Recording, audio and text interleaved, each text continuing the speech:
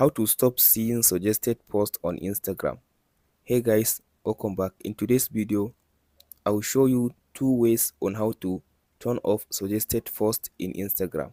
So to stop suggested posts on Instagram, what you have to do now, after you open up your Instagram app like this, scroll to down as you can see now. Like now this post as you can see now, Instagram says suggested post. So if you don't want seeing all those kind of suggested posts on your Instagram account, after you come to the post like this one, tap on this as you can see now, three dot at the top right side of the post. After you tap on this three dot as you can see now scroll to down and tap on this not in straight text, this one. So now as you can see now, it will ask you to choose your reason for just removing this suggested post. So go ahead and choose your own reason. As you can see now, don't suggest this post from this person, or don't suggest post when certain word, or as you can see now, you can go ahead and tap on this last option. As you can see now, this post made me unfortunate. So go ahead and choose your reason for just hiding this post. So for me, I'll just go ahead and tap on this first one.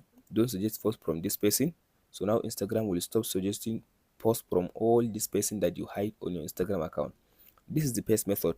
So the second method is tap on this, as you can see now, tap on this Instagram logo at the top left side.